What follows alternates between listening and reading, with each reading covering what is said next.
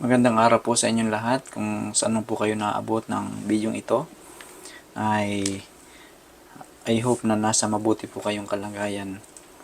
Ngayon po, pag-aaralan po natin, ihahatid ko sa inyo mga kasama o mga kapatid sa pananampalataya ang isang panibagong pag-aaral patungkol sa kaluluwa, na dito ay marami ang nalilito kung ano ba talaga yung kaluluwa, o ito ba yung gumagala-gala kapag yung tao ay namatay. So pag-aaralan po natin ito. At dito po sa aklat ng ng Unang Tesalonica, chapter 5 verse 23, mayroon po ditong nakasulat. Nasulat ni Apostol Pablo sa mga taga Tesalonica, na sabi po niya dito, "At pakabanalin kayong lubos ng Diyos din ng kapayapaan, at ang inyong espiritu at kaluluwa at katawan ay ingatang buo, na walang kapintasan sa pagparito ng ating Panginoong Hesukristo." So dito po iikot yung ating pag-aaral patungkol dito sa kaluluwa. At bago po tayo magpapatuloy, aanyahan ko po kayo na tayo ay yuyuko sa isang panalangin. O dakila at magpala po namin Diyos, Panginoon, pagpalain niyo po in a special way ang mga taong nagbukas ng bidyong ito. At tinihiling ko po, Panginoon, na basihan niyo po kami ng inyong Santong Espiritu, na sa aming gagawing pag-aaral ngayon ay makarating ito sa tamang pagkaunawa sa mga tao naghahanap ng katotohanan. Panginoon, ganoon din ako na magpapagamit sa inyo. Ako po ay taong makasalanan. Panginoon, itago po ninyo ako sa inyong cross upang hindi po makita ang aking karumihan, Panginoon. At ang inyong kabutihan sa amin ang siya makita, Panginoon. Lord, patawad po sa mga nagagawa naming kasalanan. Enlighten mo po kami, Panginoon, sa mga oras na ito. Ang pangunguna ng inyo pong Santong Espiritu ang igawad nyo sa amin. At ang pag-guide at pag-guard, Panginoon, ng mga piling anghel ang ipadala nyo sa amin. Ito po aking dinadalangin, Ama, sa pangalan po ng aming Panginoong Hesus. Amen. So, dito po sa aklat ng Tesalonica, chapter 5, verse 23, meron po ditong binabanggit si Apostol Pablo na referring sa ating pagkatao, na mayroon po ditong espiritu, mayroong kaluluwa, at mayroon pong katawan. Dito sa katawan, wala na po tayo ditong problema.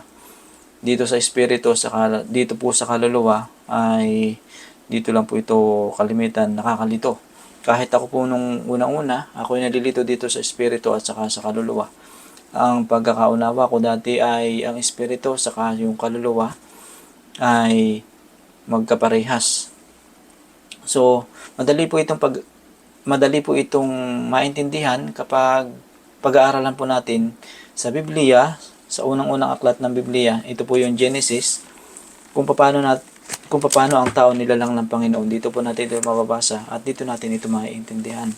So, ito po yung nakasulat dito sa titingnan po natin sa mga tala ng Biblia, kung ano ba talaga yung biblical meaning ng word na kaluluwa.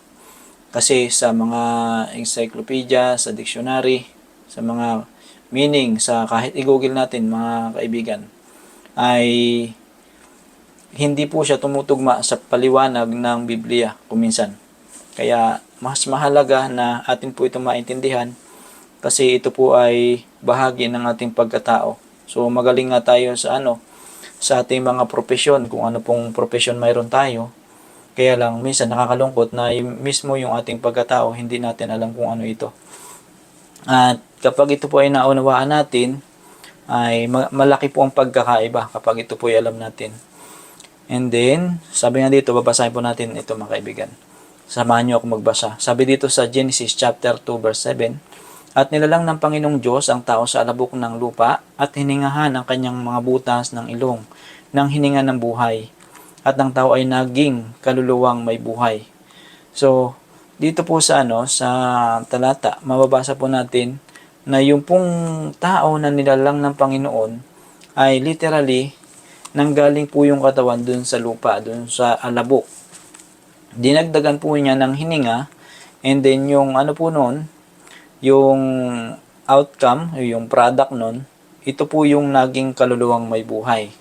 So yung pong yung kaluluwang may buhay o yung kaluluwa, wala po tayong mababasa dito na mayroon siyang pinanggalingang material. materialis. So yung pong katawan, ito po ay galing sa lupa. And then, dinagdagan po ng Panginoon ng kanyang hininga. Ito po yung hininga ng buhay. And then yung pong kinalabasan niya ay ito po na yung kaluluwa. So sa Biblia, kapag magbabanggit po ang Biblia ng word ng kaluluwa, ito po ay hindi tumutukoy sa taong patay, kundi ito po ay tumutukoy po ito sa taong buhay. So kapag wala po yung isa dyan, kapag tanggalin natin yung hininga, ay wala po yung kaluluwa. Kapag katawan lang, pansinin nyo, kapag katawan lang, hindi po niya binabanggit dito sa talata na kaluluwa. Kapag hininga lang din, hindi din po masasabing yun ay kaluluwa din. So, binanggit po sa talata dito sa Genesis chapter 2 verse 7 na kaluluwa, yung kaluluwang may buhay, nung pong pinasukan na ng hininga ng Diyos, yung lupa na kanyang pinoporma na hugis tao, at nung pong hiningahan niya ito po yung naging tao na talaga siya. So, pansinin natin dito sa mga sunod na mga slide. Dito po sa yung pong kaluluwa, ito po yung self o yung pong sarili. So, pansinin natin dito sa sa pagkalalang natin sa atin. So, ganyan po yung paglalang sa atin ng Panginoon, galing sa alabok, and then piniporma niya ng Master Creator natin na Panginoong Hesus. And then, binibigyan niya tayo ng damit na ito po yung katulad ng damit ng anghel. Ito po yung kaluwalhatian ng Diyos. Ito po yung maputi. Na ito po yung natanggal o yung nawala nung ang tao po ay nagkakaroon ng kasalanan, nabagsak sa kasalanan. Pero, dun sa from the very beginning, yung pong tao ay hindi po siya talagang hubad. Siya po ay mayroon po siyang kasuotan. Ito po yung kaluwalhatian ng Diyos. So, tingnan po natin dito sa tala. Dito, sabi dito, "For what is a man profited if he shall gain the whole world and lose his own soul? Or what shall a man give in exchange for his soul?"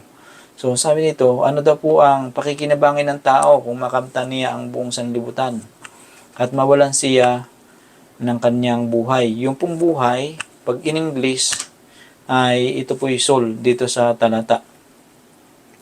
And then, ito pong aklat na ito pong sinusulat dito ni Apostol Mateo sa 16:26 ng book na ito, ay ginagamit din po niya ni Dr. Lucas. Tingnan naman natin dito sa sa sulat ni Lucas. Parehas po sila ng pagkasulat, pero naiba na pagdating doon sa soul. Ang banggit po niya dito, "For what is a man advantage if he gain the whole world and lose himself?" Pansinin niyo mga kapatid, yung pong binabanggit na soul doon sa aklat ng Mateo, pagdating dito sa Lucas, ay himself na po yung banggit. So, ibig sabihin, yung pong soul o yung kaluluwa ay ito po yung mismong, yung tao mismo. Yung sarili mismo. Sabi, sapagkat pakikinabangin ng tao, kumakamtan niya ang buong sanlibutan at mawawala o mapapahamak ang kanyang sarili. So, yung pong yung soul, ay ito po yung tao mismo na buhay. So, titingnan natin kung mayroon ba talagang immortal soul. So, kung makikita natin, titingnan natin dito sa mga tala, sa mga susunod na slide, kung paano ba yung tao talaga originally. Kasi ang ganito yun, ang tao kasi nung nilalang ng Panginoong Diyos, hindi po siya namamatay before. Nung hindi po siya nagkakasala.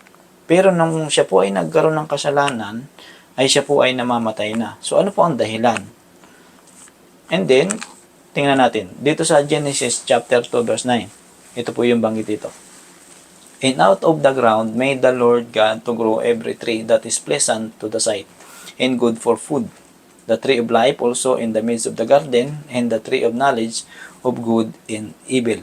So, nun nilalang po ng Panginoong Diyos yung yung tao, pang-anim na araw, ay nilagay po ng Panginoong Diyos yun dun sa halamanan ng Eden.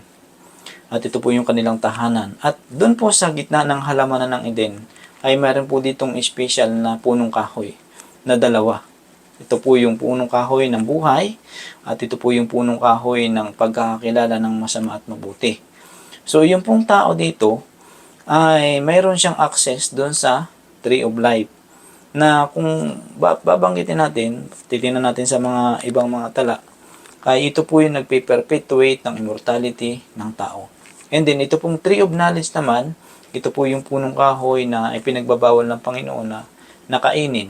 Na kapag ito po ay kinain, ay sila po ay mamamatay. Sabi ito, the fruit of the tree of life in the Garden of Eden possessed supernatural virtue. To eat of it was to live forever. Its fruit was the antidote of death. Its leaves were for the sustaining of life and immortality. But through man's disobedience did enter the world. Adam ate of the tree of the knowledge of good and evil, the fruit of which he had been forbidden to touch. His transgression opened the floodgates of who upon our race. So, yung pong punong kahoy ng buhay na nandun po sa halamanan ng Eden, sa gitna. Ito po ay nagtataglay ng supernatural virtue. Yung hindi siya normal na basta lang punong kahoy, mga kaibigan. Na bakit? Kasi kapag ikaw po ay nakakakain nito, mayroon kang access dito, ay ikaw po ay mabubuhay magpakailanman. At ito din po yung antidote o yung gamot sa kamatayan.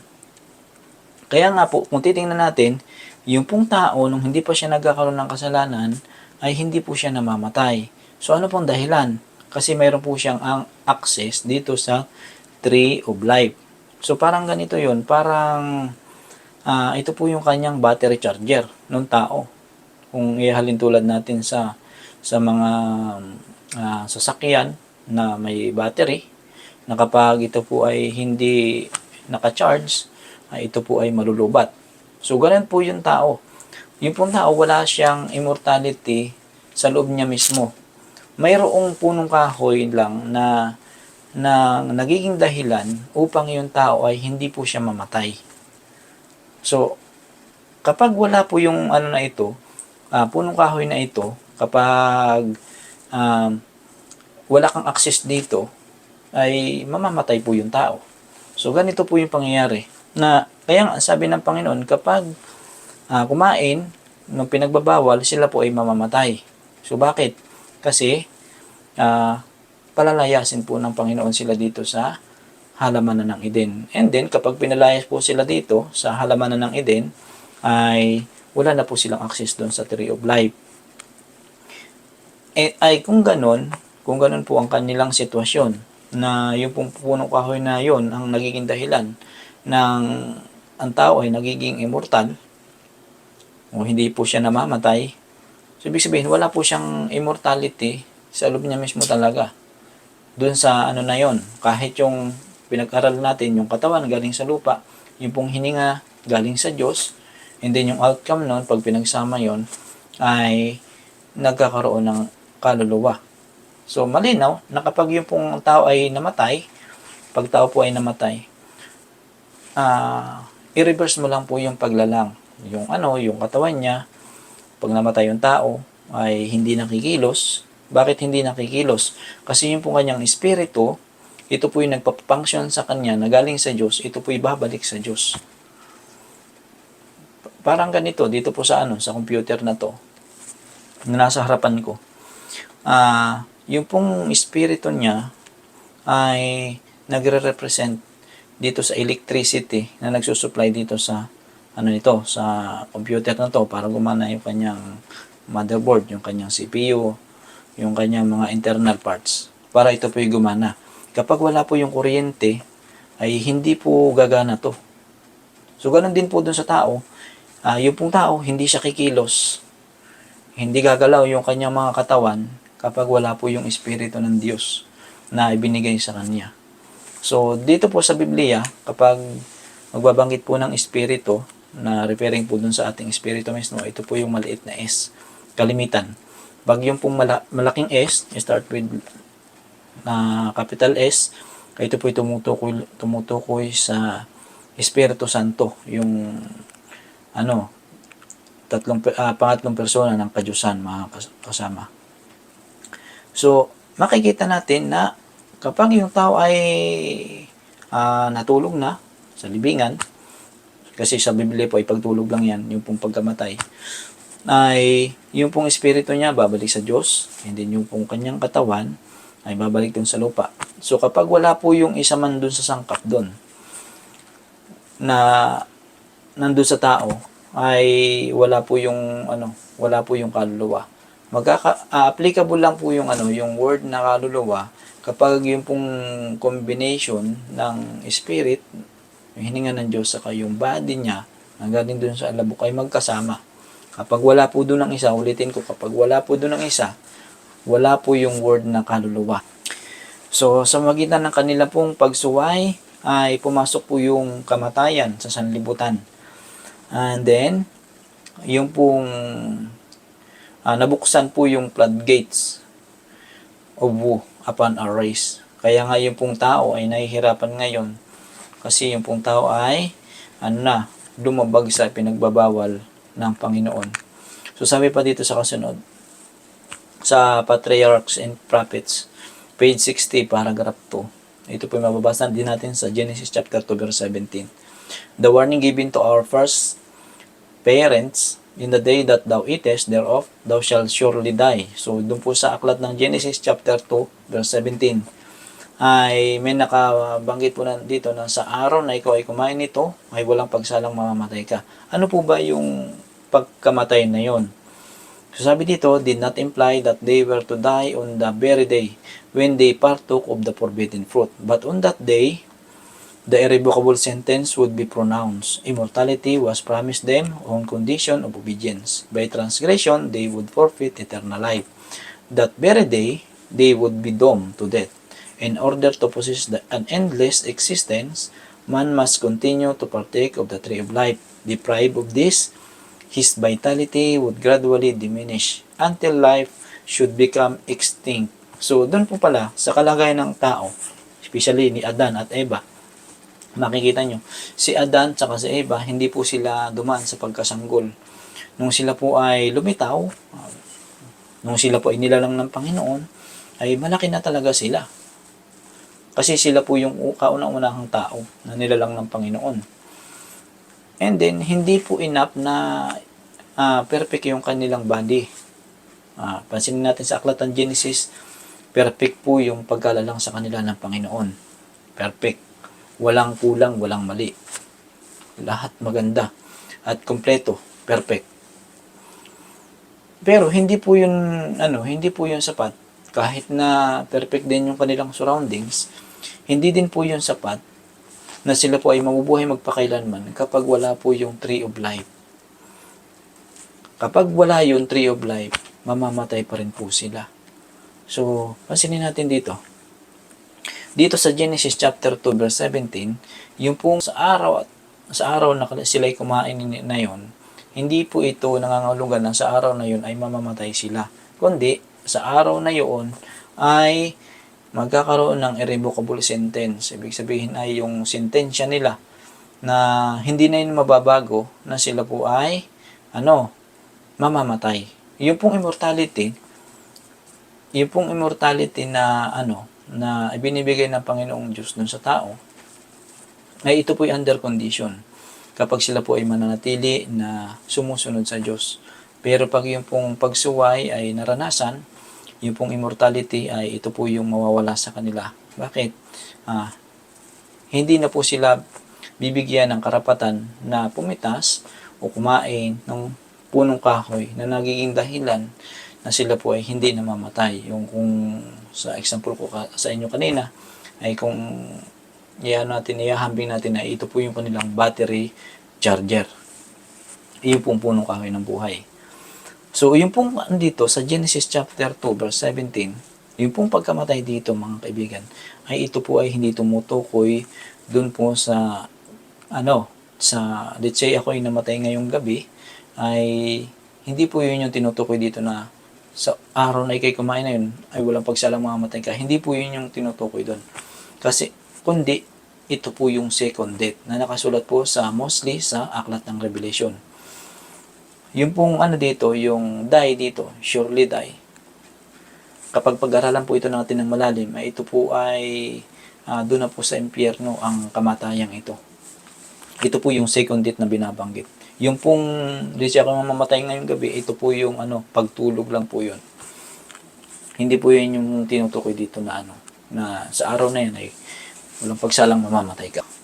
Sabi dito, in order to possess an endless existence, para daw po maranasan natin na walang katapusan yung ating existence, manatili kang buhay, ay kailangan po yung tao ay magpatuloy na makakain o makapitas dun sa punong kahoy ng buhay. Kapag hindi yun, kapag hindi, deprived of this, kapag hindi po yun pinahintulutan, his vitality would gradually diminish.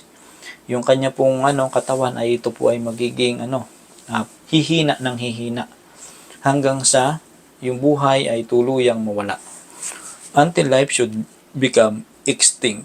So kaya nga po nabuhay po si Adan ng 930. So ano po yung yung pinanggalingan ng kamatayan.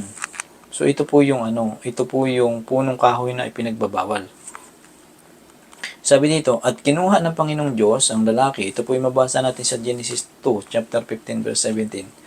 At kinuha ng Panginoong Diyos ang lalaki at inilagay sa halamanan ng Eden upang kanyang alagaan at ingatan. At iniutos ng Panginoong Diyos sa lalaki na sinasabi, sa lahat ng punong kahoy sa halamanan ay makakakain ka na may kalayaan.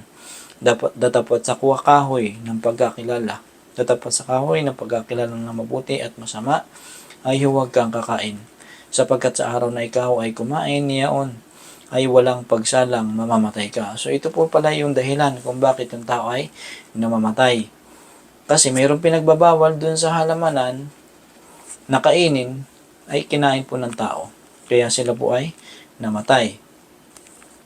Pero kung titingnan natin po sa kwento na to, ituloy natin ang basa dito sa susunod. Sa sunod na talata, kung bakit sila po ay namatay, ganito yun. Kung bakit sila po ay namatay, ay hindi dun sa aktong pagkain ng pinagbabawal.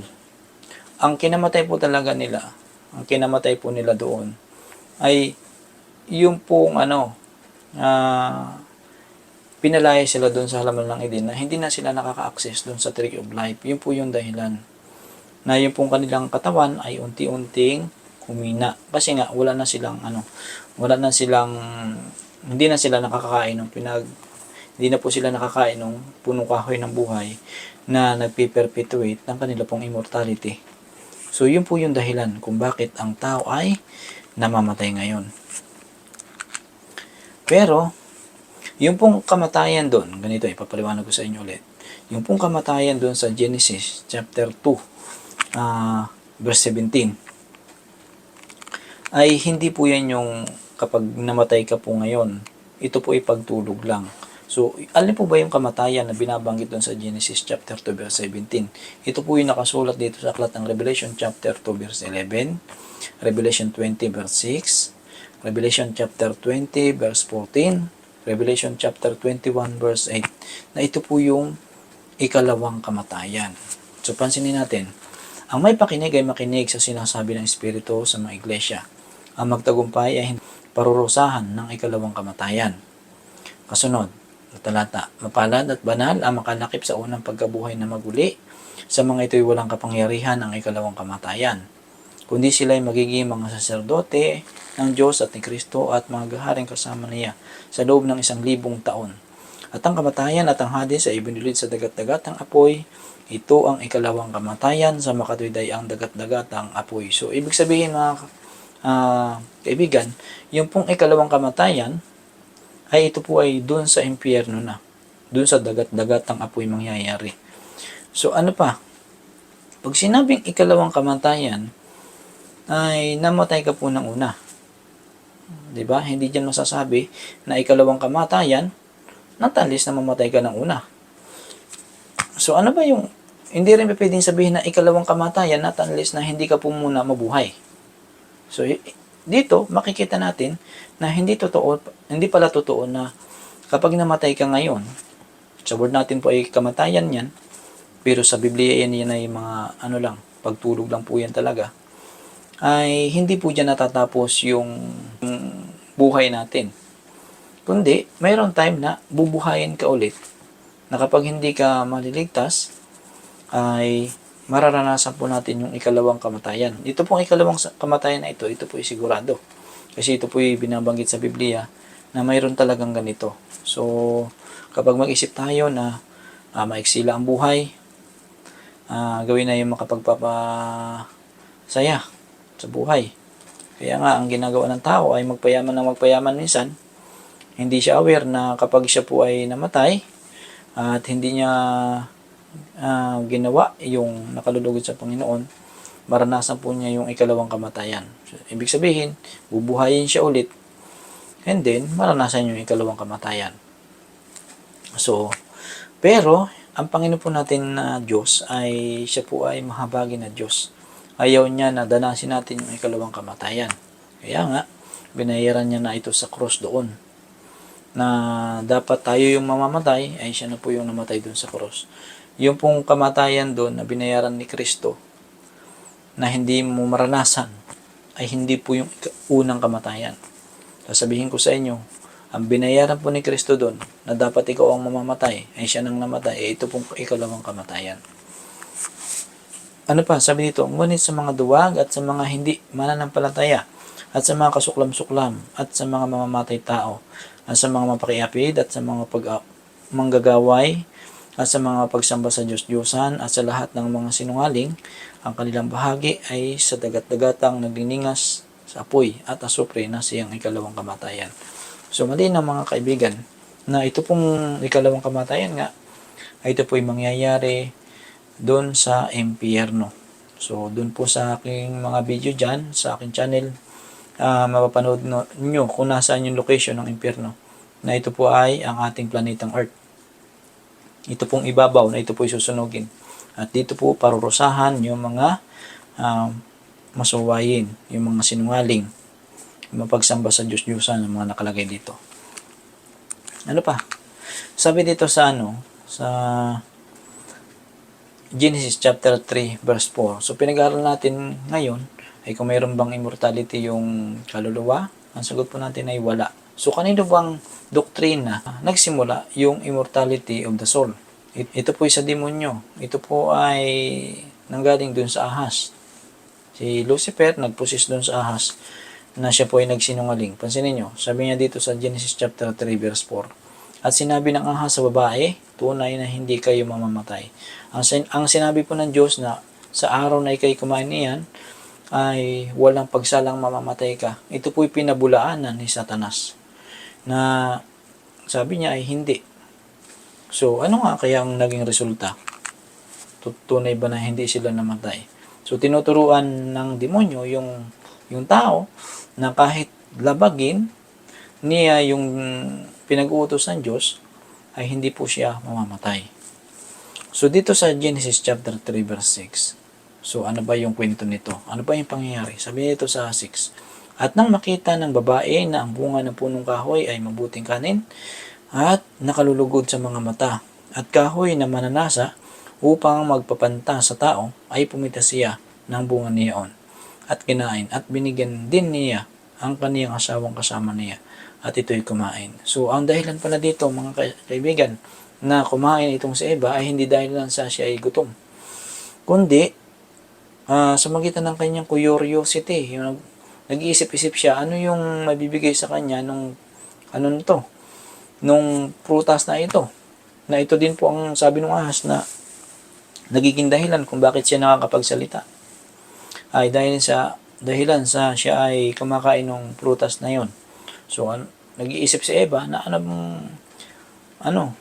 ang mas may bibigay sa kanya ng higit kapag siya ay kumain nito.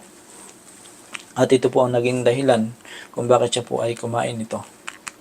And then, ano po ang naging kalabasan? Pagkatapos nilang sila ay kumain, ito na po yung hatol. Ito na po yung sa kanila, sumpa sa kanila. Sabi dito sa Genesis chapter 3 verse 19. Ito na po yung kinauwian nila nung sila po ay kumain o ay pinagbabawal. Sabi ng Panginoon kay Adan, sa pawis ng iyong mukha ay kakain ka ng tinapay hanggang sa ikaw ay mauwi sa lupa, sapagkat diyan ka kinuha, sapagkat ikaw ay alabok, at sa alabok ka uuwi. So, pansinin niyo dito sa talata, dati, ang tao, hindi po niya kailangang mahirapan bago siya kakain. Pero nung siya po ay nagkakaroon ng kasalanan, kailangan mo niyang pagpawisan. Ibig sabihin, sa pawis ng iyong mukha, ibig sabihin talaga mahihirapan muna yung tao bago siya kakain ng tinapay. So, pansinin natin ngayon, nagkakaroon ng naranasan yung gutom kapag hindi maganda yung yung source of income ng tao. At kapag wala siyang makain, ay dito din nagsisimula yung kanyang karamdaman. Hanggang sa ikaw ay mauwi sa lupa. Anong kanyang kapupuntahan? Mauwi sa lupa. Kasi ang banggit ito, sapagkat diyan ka kinuha. Sapagkat ikaw ay alabok, at sa alabok ka uuwi. So, yung pong katawan ng tao, ang ng Panginoon ay babalik dun sa alabok kasi dito yung kinuha. Sa ibang mga talata, yung pong espiritu ng tao ay babalik po yun sa Diyos. So, reverse siya. Kung sa paglalang, galing sa lupa yung katawan, babalik sa lupa. Yung pong espiritu, babalik din po yun sa Diyos na nagbigay dun sa tao ng kanyang espiritu para yung tao ay mabubuhay. So, pansinin natin dito yung yung pong unang pagkamatay na term natin. So, binabanggit ko na sa inyo, yung pong kamatayan na hatol ng Panginoon kapag ikaw ay susuway, hindi po ito yung unang kamatayan. Kasi yung pong unang kamatayan, sa term natin ay pagkamatay, ay ito po yung pagtulog lang sa Biblia. So, saan ba natin mababasa na ito po yung pagtulog lang? So, dito sa aklat ng Lucas, chapter 8, verse 52, atin pong basahin. At tumangis ang lahat at pinanambitan ang dalaga, datapot sinabi niya, huwag kayo magsitangis, sapagkat siya ay hindi patay, kundi natutulog. So, ito po yung karanasan na itong 12 years old na dalaga ay namatay. At tinawag si Jesus para itong dalagang ito ay pagalingin. Kala ng tatay dito ay buhay pa yung kanyang anak. Kaya lang nung pagbalik ng tatay ay patay na yung kanyang anak. At tinatangisan na nga nila. At sabi ng Panginoon ay huwag kayo magsitangis sapagkat siya hindi patay. So, tinatawanan si Jesus Christ dito at nililibak ng mga taong nandun sa labas. Pero, ang ginawa ni Jesus Christ, nung pumasok siya doon, hinawakan niya sa kamay yung dalaga, napatay na, nakahiga na doon sa sa higaan. Ang sabi ng Panginoon Jesus, dalaga, magbangon ka. So, pero ano ang term na ginagamit ni Jesus Christ? Natutulog. So, ano pa? Dito po sa aklat ng Juan, chapter 11, verse 11 hanggang 12. Basahin natin. Ang mga bagay na ito'y sinalita niya at pagkatapos nito'y sinabi niya sa kanila, si Lazaro na ating kaibigan ay natutulog, ngunit ako'y paroroon upang gisingin ko siya sa pagkakatulog. Sinabi nga ng mga alagad sa kaniya, Panginoon, kung siya ay natutulog, ay siya gagaling. So, ito pong si Jesus Christ, mayroon po siyang matalik na kaibigan o kapalagayang loob. Ito po yung tatlong magkakapatid na si Lazaro, si Marta, at si Maria na taga Bethany. Ngayon, ito pong si Lazaro ay nagkaroon ng sakit, malubhang sakit. At sinulatan ng mga kapatid si Jesus Christ na puntahan itong si Lazaro. Kaya lang ay hindi po pumunta doon si Jesus Christ muna. And then, kaya ang sabi niya dito, paroroon. Nung alam ni Jesus Christ na patay na itong si Lazaro, kaya ang sabi niya dito, ako'y paroroon upang gisingin ko siya sa pagkakatulog. Ang term na ginamit po ni Jesus Christ ay natutulog si Lazaro. Ngayon, hindi po naintindihan hindi po naintindihan yun ng kanyang mga alagad. Ang sabi ng mga alagad, Panginoon, kung siya ay natutulog, ay siya gagaling. Ibig sabihin, kung siya ay natutulog, parang ganito yun. Panginoon, hayaan mo muna siya matulog para siya ay gumaling. Para siya ay, kumbaga, manumbalik yung kanyang lakas. Kasi, di ba sa atin, pag yung tayo ay natutulog, ay nare-repress tayo kapag gumising na tayo. Ito po yung ibig sabihin ng mga alaga dito. Kaya nga lang, hindi nila naiintindihan na si Lazaro dito ay patay na. Sa kasunod na talata, sa verse 13, sinalita nga ni Jesus ang tungkol sa kaniyang pagkamatay. Datapat sinabatahan nila na ang sinalita ay ang karaniwang pagtulog. So, pansinin niyo dito sa sa term na ginamit ng Biblia, karaniwang pagtulog. Ibig sabihin niyo pong pagtulog, dun sa unang pagkamatay, term natin ay pagkamatay, ito po ay hindi pangkaraniwang pagtulog. Ito po yung pagtulog na hindi ka po mananaginip at hindi ka din magigising not unless na yung Diyos ang gigising sa iyo. Kaya nga, dito sa verse 14, na magkagayon nga ay sinabi sa kanila ni Jesus ng malinaw, si Lazaro ay patay. So, hindi naintindihan ng mga disciple, ng mga alagad, yung binabanggit ni Jesus Christ na si Lazaro ay natutulog. Pupuntahan niya para gisingin, hindi nyo naintindihan ng mga alagad. Kaya nilinaw ni Jesus Christ, sinabi niya na si Lazaro ay patay. So, ibig sabihin, yung pong unang pagkamatay ay ito po ay pagtulog. Ibig sabihin, pag term na pagtulog, mayroong time na ikaw po ay gigising. Kaya nga lang sa ating pinag-aralan, yung pong pagtulog na ito ay hindi ito pangkaraniwang pagtulog dahil ang Diyos lang po ang makagigising sa iyo. So, kailan po yung pagising dito? Kapag siya po ay dumating sa second coming, gigisingin niya yung patay na matuwid. Pero, kapag ikaw po ay hindi malinigtas, gigisingin ka ng Panginoon after 1,000 years pa po. At ito na po, dito maranasan yung ikalawang kamatayan doon sa impyerno. So, pagsikapan natin mga kaibigan na ikaw ay kung let's say, mamatay man tayo sa ating term, o ito'y pagtulog, hoping, pag nasaan natin, na pag dumating ang Panginoon Hesus sa second coming, ay kasama tayo sa gigising. Kasi kapag hindi, ay doon tayo makakabilang sa makakaranas ng ikalawang kamatayan. So, yun po yung doon, masakit doon.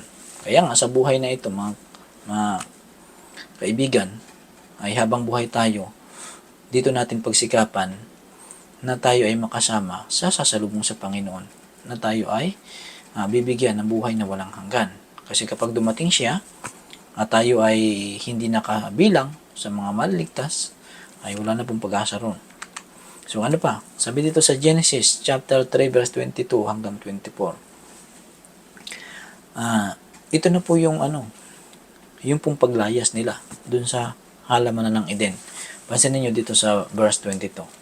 Ang sinabi ng Panginoong Diyos, narito at ang tao ay naging parang isa sa atin, na nakakakilala ng mabuti at ng masama. So dito, ang Panginoong Diyos, mayroon po siyang kausap na din, kapwa niya Diyos. Kasi pansin, narito at ang tao ay naging parang isa sa atin, na nakakakilala ng mabuti at ng masama. So, ang nakakakilala ng mabuti at masama ay ang Diyos lang. At baka ngayon iunat ang kanyang kamay. So, pansin niyo dito, bakit ko binabanggit dito na sabi dito ay nakakakilala ng mabuti at masama. At baka ngayon iunat ang kanyang kamay at pumitas naman ng bunga ng punong kahoy ng buhay at kumain at mabuhay magpakilanman. Kaya pinalayas siya ng Panginoong Diyos sa halamanan ng Eden upang kaniyang bukirin ang lupaing pinagkunan sa kaniya. Ano pat itinaboy ang lalaki at inilagay sa silanganan ng halamanan ng Eden ang mga kerubin at ang isang nagniningas na tabak na umiikot upang ingatan ang daang patungo sa kahoy ng buhay.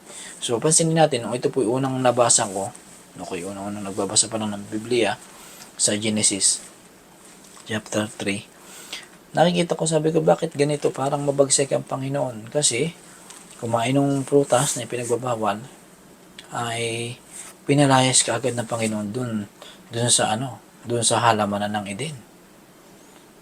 Sabi ko, bakit parang mabagsik ang Panginoon dito? Pero kung titingin niyo sa konteksto ng talata, ang reason, baka iunat ng tao yung kanyang kamay at pumitas nung punong kahoy ng buhay na ang kalagayan ng tao ay nabagsak na po siya sa kasalanan. So, ano ang magiging resulta? Kapag yung pong taong makasalanan ay makapitas, makakain, nung punong kahoy ng buhay, yung pong kasalanan magiging immortal. So, yun po yung dahilan.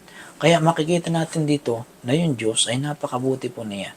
Kasi mayroon po siyang plano na yung pong kasalanan ay mayroong katapusan. Mayroong time na taning ang Panginoong Diyos sa kasalanan. Ito po sa loob lamang ng 6,000 years. And then, kapag matapos po yung 6,000 years, ay si Jesus Christ po ay darating para kunin niyo po mga sumampalataya sa Kanya at mga nagtapat.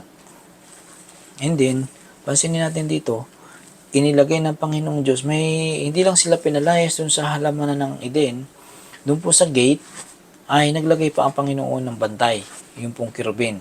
At mayroon ding nagniningas na tabak na umiikot para yung tao ay hindi makapasok. Diba? Ganito kaingat ang Panginoon. Kasi ayaw niya na yung taong makasalanan ay pipitas nung punong kahoy ng buhay na nagpiperpetuate ng immortality ng tao. Ayaw ng Panginoong Diyos, ulitin ko, na kumain ng prutas ng buhay yung taong makasalanan. Diba? So, ang plano ng Panginoong Diyos nun sa tao ay pakakainin niya ulit ng ng punong kahoy na ito kapag tayo ay sumampalataya sa Kanya. Kapag tayo po maliligtas na, magkakaroon ulit tayo ng access dito. Kaya nga mayroon po magandang plano ang Diyos sa atin. Gusto niyang ibalik yung ating original na kalagayan dun sa paglalang pa lang na ang tao ay hindi nakakaranas ng kamatayan. Kasi mayroon pong siyang access dun sa tree of life. So, gano'n ba katagal yung buhay ng tao after dun sa paglayas dun sa halamanan ng Eden? So, ang pinakang mahabang na buhay sa balat ng lupa ay ito po si Matusalem. Ito pong si Matusalem ay ito po anak ni Enoch. Ito po si Enoch ay ito po yung dinala sa langit at age of 365. So, tingnan natin yung mga edad ng tao. Siyempre si Adan ay siya po yung huli nakakain dun sa tree of life. At ito pong si Adan, nabuhay siya hanggang 9th generation, hanggang dun sa kay Lamech. Doon po siya nabuhay, dun sa ama ni Noe. Hanggang dun siya nabuhay. Imagine niyo kung gaano katagal. Umaabot po sila dun ng 900.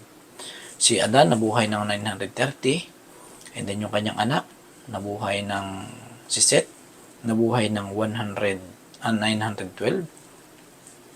Si Enos, anak ni Seth, nabuhay ng 905. Si Kainan, anak ni Enos, nabuhay ng 910. Si Mahalil, anak ni Kainan, nabuhay ng 895. Si Jared, na anak ni Mahalil, ay nabuhay ng 962. Si Enoch, na anak ni Jared, ay nabuhay ng 365, and then dinala po ito sa langit ng buhay. And then, kasi ito pong si Enoch, ito po lumakad sa kagustuhan ng Panginoon. Naging masuno rin po itong si Enoch. So po, ito po ay may kahulugan.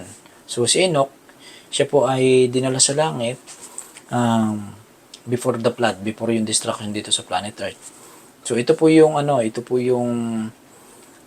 ibig sabihin po nito ni Enoch na dinala sa langit before the flood, bago din po yung destruction dito sa planet Earth, sa pagdating ng Panginoon, ay dadalhin din po niya yung mga maliligtas sa langit. Ito po yung ibig sabihin kay Enoch. Ito pong si Matusalem, 969. And then yung anak ni Matusalem na si Lamech, 777. And then si Noe, pinanganak ni Lamech, ay nabuhay ng 950 bago siya namatay. And then, pansinin nyo, si Noe, nung magkabaha dito sa planet Earth, pang buong sanlibutan po yun bumaha, ang edad po ni Noe ay 600. So, ganito po kaano yung vitality ng tao, kalakas, na sila ay nabubuhay ng 900 plus. So, compare na sa atin ngayon, na maswerte tayo kapag tayo mabuhay ng 100. Malaking bonus na yun. So, si Adan, ang edad po niya ay dito po sa dito sa mga tracing dito sa mga edad ng tao before. Kung makikita niyo dito sa aking graph na ginawa, yung pong mga masama sa line ni Cain ay hindi po binanggit yung mga edad nila. Kailan sila namatay. So, anong purpose na itong Bible ay yung pong sumulat ng Bible na ito ay nilalagay yung mga taon. Ito po ay para mabilang natin kung gaano nakatagal yung planet Earth. So, pansinin natin, yung taon, from Adan hanggang kay Noe, ang taon po ng planeta ay 1056. And then, from Adan hanggang dun po sa baha, kay Noe, ay 1656 years. And then, from Adan hanggang kay Abraham, ang taon po ay 1946. So, kaya nga, kung makikita natin dito sa mga graph, ang ating pong planeta ngayon, hindi po ito totoo na million years na. Kung titingnan natin sa biblical term, ang ating pong planeta ngayon ay less than 6,000 years pa lang po. And then, sinabi ko sa inyo kanina na kapag matapos yung 6,000, ay kukunin po ng Panginoong Diyos yung mga sumampalataya sa Kanya. Tatapusin ng Panginoon yung kasalanan, mga kasama, mga kaibigan. Ayun po yung good news. Hindi panukala ng Panginoong Diyos na yung planeta ay mananatiling makasalanan na walang katapusan. Na yung tao lang ang mayroon pang mga paniniwala na yung tao lang ang natatapos pero yung planeta ay hindi matatapos. Yun po ay hindi totoo. Tatapusin po ng Panginoong Diyos yung kasalanan natin, yung makasalanan, at itong planeta lilinisin niya sa magitan ng apoy sa panahong darating. So sabi dito sa Roma chapter 6 verse 23, sapagkat ang kabayaran ng kasalanan ay kamatayan, datapat ang kaloob na walang bayad ng Diyos ay buhay na walang hanggan kay Kristo Jesus na Panginoon natin. So pinag-aral natin na mga kaibigan dito, ano yung kamatayan dito na binabanggit, na ang kabayaran ng kasalanan ay kamatayan. Ito po yung second death.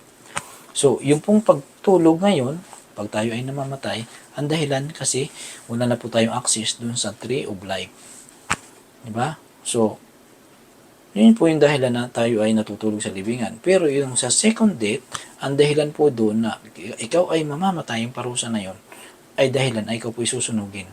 Na sa pagsunog doon sa impyerno, ay yung pong tao, saka yung kanyang espiritu, sunog po parehas doon sa hindi po walang kakayahang umalis yung espiritu ng tao doon kapag sinunog yung sa impyerno. Kaya nga sabi doon, huwag niyong katakutan ang pumapatay ng katawan sapagkat hindi nakakapatay ng kaluluwa. Ang katakutan daw po natin ay pumapatay ng kaluluwa sa impyerno. Pumapatay ng kaluluwa at katawan sa impyerno. Ibig sabihin ng kaluluwa, ano yung ibig sabihin ng kaluluwa? Ito po ay magkakombinasyon na espiritu at body. Espiritu at katawan.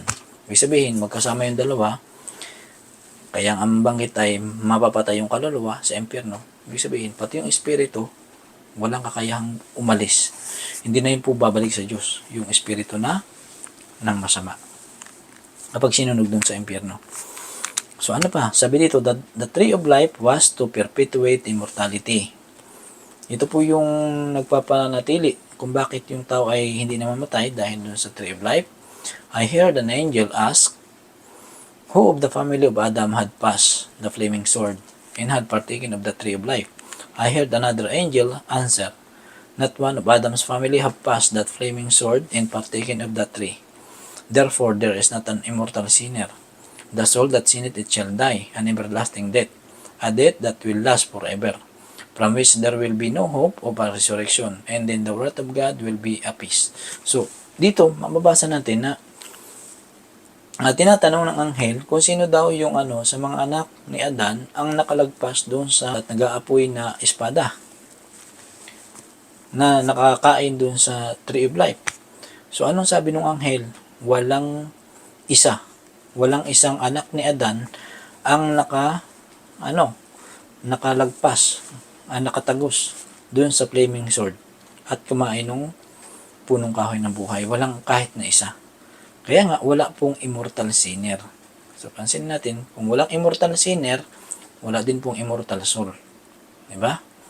The soul that sinned, pansin natin dito ang banggit ng Biblia, ang kaluluwa na nagkakasala ay mamamatay. Pansin natin. At dito po sa kamatayan na ito, an everlasting death. Walang hanggang kamatayan. a death that will last forever. Ibig sabihin yung kamatayan na ito ay magpakailanman, hindi na ito babalik. From which there will be no hope of a resurrection. Pansin niyo, wala nang pag-asa sa pagkabuhay. And then the wrath of God will be appeased. So, ganun po yun. So, pag-aralan natin ngayon, pagkatapos dun sa baha kay Noe, ay ilan na yung taon. Hanggang dun sa flood, mula kay Adan, ang taon po ng planeta ay 1,656 years. So, kaya nga, pagdating dito sa flood, ay, kung titingnan natin ay medyo malayo na. 1,656 years. So, malayo na. So, ibig sabihin yung pong tao dito ay pabawas din ng pabawas yung edad to. Titingnan natin mga kaibigan. Yung pong pagkasunod-sunod dito sa mga pangalan na ito, ay ito po yung mga tatay niya yung nasa itaas. Anak niya yung nasa baba. So, katulad nito, si Sem, anak po niya si Arpaksad. Si Arpaksad, anak niya si Sala. So, ito po yung sunod-sunod. Nilalagay ko dito yung mga graph. Si Sem, ito po yung si Sem, anak po siya ni Noah. Ang edad po niya ay 500 bago siya namatay. Si Arpaksad, 403. Si Sala, 403. Heber, 430. Pilig, 209. Rio, 207. Sirog, 200. Nakor, 119. Tare, 205. Ito po yung ama ni Abraham, si Tare. Si Abraham, 175. Si Sarah, asawa ni Abraham, ay 127. Ismael, ito po ay anak ni Abraham kay Hagar, ay 137. Si Isaac, anak ni Abraham kay Sarah, ay 180 years. And then itong si Jacob na pinalitang ng pangalan ng Panginoong Hesus na Israel, ito po ay nabuhay ng 147. Si Jose, siya po ay nabuhay ng 110. So ito pong si Jose, ito po yung pinagbuli ng kanyang mga kapatid na naging dahilan na ang Egypt ay naligtas sa kagutom. Ito pong si Jose. And then pansinin natin, malayo pa pala ang panahon, ganito na yung yung edad ng tao na lang 110. Pansinin niyo. So ngayon, kapag ikaw pala ay umabot ng 100 plus ngayon, ay swerte mo na. Kasi malayo na po tayo dun sa sa Tree of Life. Malayo na. So dito po sa aklat ng ng Awit, chapter 90 verse 10, mayroon po ditong sinusulat si David kung hanggang ilan taon na lang tayo mabubuhay sa panahon natin ngayon. Sabi dito, ang mga kaarawan ng aming mga taon ay 70 taon. O kung dahil sa kalakasan ay umaabot ng 80 taon, gayon mo ang kanilang kapalaluan ay hirap at kapanglawan lamang, sapagkat madaling napapawi at kami ay nagsisilipad. So, sa kapanahunan pala ni David, ang kanilang kaarawan ay 70 taon na lang. O kung malakas, yung katawan, let's say, iningatan mo yung iyong katawan dahil sa mga kinakain mo, nag-iingat ka, health conscious ka, iningatan mo yung iyong kinakain, iniinom. So, nagiging malakas ang iyong katawan. Kung abot ang 80, ito po yung bonus na lang pala. So, ibig sabihin, the more na tayo ay lumalayo from Adan, na siya yung last na nakakain nung Tree of Life, ay yung ating vitality ay pahina ng pahina hanggang yung pong buhay natin ay mawala. So, sabi nga dito sa Genesis chapter 2 verse 17, datapat sa kahoy ng pagkakilala ng mabuti at masama, ay huwag kang kakain, sapagkat sa araw na ikaw ay kumain niyaon, ay walang pagsalang mamamatay ka. So, I hope na naintindihan na natin ito mga kaibigan. Yung pong pagkamatay dito, ulitin ko, ito po ay hindi yung first death, kundi ito po yung second death. Yung pong first death, ang dahilan tayo namamatay ngayon, kasi malayo na po tayo dun sa Tree of Life. Ang katakutan po natin, yung parusa dito, yung walang pagsalang mamamatay ka. Ito po yung sa second death. Sabi niya dito sa Genesis chapter 3 verse 21, and to Adam also and to his wife did the Lord God make coats of skins and clothed them. So, pansinin natin dito sa halamanan ng Eden, di ba sabi dito sa araw na ikaw ay kumain na yun, ay walang pagsalang mamamatay ka. Mayroon po ditong inosenteng nagbayad ng ng kanilang kasalanan. Bakit? Yung pong inosenteng tupa. Na ito po yung, hindi kasi matatanggal yung balat ng tupa na idadamit kila Eva at Adan kapag hindi papatayin yung tupa. So ito po ay symbolikal na mayroong tupang hahalili na magbabayad ng kanilang kasalanan para makubiran yung kanilang kasalanan, yung kanilang kahubaran. Ito yung balat ng tupa. So paano tayo makukubiran sa ating mga kasalanan natin ngayon? Sa magitan din po ng tupa. Sino yung tupa? Ito po walang iba kundi si Jesus Christ, ang kordero ng Diyos na nag-aalis ng kasalanan ng sanlibutan. Yung pong tupa dito, ito po ay nag-anino sa pagbabayad ni Jesus Christ ng kasalanan natin. And then, pansinin natin dito sa unang Pedro, chapter 1, verse 18 to 20. Na inyong nalalaman kayo'y tinubos hindi ng mga bagay na nangasisira ng pilak o ginto mula sa inyong walang kabuluhang paraan ng pamumuhay na ipinamana sa inyo ng inyong mga magulang, kundi ng mahalagang dugo gaya ng sa korderong walang kapintasan. Pansinin niyo, si Jesus Christ siya po ay korderong walang kapintasan. So ano po yung hayop na namatay dun sa halaman ng Eden nung sila ay nagkaroon ng kasalanan na inanon sa kanila, binihis sa kanila yung dinamit sa kanila yung balat ng tupa, di ba? Tupa po yung hayop na yun. And then dito sa kabayaran sa ating mga kasalanan, si Jesus Christ din po ang nagiging kordero. Yun po yung dahilan kung bakit si Jesus Christ binabanggit sa Biblia na kordero.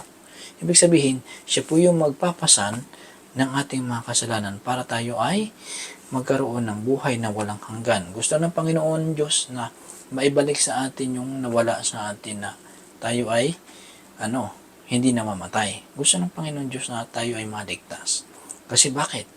Kasi mayroong siguradong kaparusahan, siguradong kapupuntahang ikalawang kamatayan ng sinumang tao na hindi sasampalataya sa Kanya. Kaya nga sabi ito, kundi ng mahalagang dugo gaya ng sa korderong walang kapintasan. Bakit mahalagang dugo? Kasi si Jesus Christ po, siya po ay prinsipe sa langit na pinayagan ng kanyang ama na yung kanyang kaisa-isang anak na prinsipe ay mamatay doon sa krus para lang mabayaran ang inyong kasalanan at ang aking kasalanan. Kaya sabi dito, kundi ng mahalagang dugo gaya ng sa korderong walang kapintasan at walang dungis sa makatwid bagay ang dugo ni Kristo na nakilala nga ng una bago itinatag ang sanlibutan, ngunit inihayag sa mga huling panahon dahil sa inyo. So, si Jesus Christ, bago pa po nilalang ang sanlibutan, ay meron na pong plan B ang Panginoon na ito po yung tinago niya sa kanyang mga anghel. Na kapag ang tao na kanyang lalangin ay mabagsak sa kasalanan, ay siya po yung magbabayad ng kasalanan ng tao. So, bakit? Bakit yung Diyos ang kailangang magbayad ng kasalanan? Kasi ang nalabag po ng tao dito na kautusan, ito po ay kautusan ng Diyos. Ito po ay kapantay ng Diyos. Kahit yung pong buhay ng anghel, hindi kayang bayaran yung kasalanan ng tao. Kasi mas mahalaga pa po yung kautusan kaysa dun sa mga anghel. So kung ang tao ay mas mababa pa ng kunti sa anghel, ay paano ang mababayaran ng tao yung kasalanan ng tao? So makikita natin, si Jesus Christ ay po siya, hindi lang po siya tao, kundi siya po ay Diyos na nagkataong tao, pero siya po ay 100% na tao. Wala pong bias dun sa kanyang pagkakataong tao. Na baka isipin natin, Jesus Christ naman kasi kaya na napagtiisan niya yung mga hirap na yun kasi siya ay Diyos. Diba? So yung kanya pong pagkakataong tao ron, ay talagang hinubid po niya yung kanyang pagiging Diyos. Na hindi po niya ginamit yung kanyang power. Diba? Hindi niya magamit yung kanyang power nung siya po ay nagkataong tao. Kundi, siya po ay nagiging submissive sa kanyang ama. Yun yung dahilan kung bakit siya ay nakakapagpagaling ng mga may sakit. So sabi dito sa unang Pedro chapter 1 verse 20, who verily was foreordained before the foundation of the world, but was manifest in these last times for you. So si Jesus Christ, bago pa itinatag ang sanlibutan, siya po ay naka-ordain na siya po ay mamamatay kapag ang tao ay nabagsak sa kasalanan. Kasi bakit?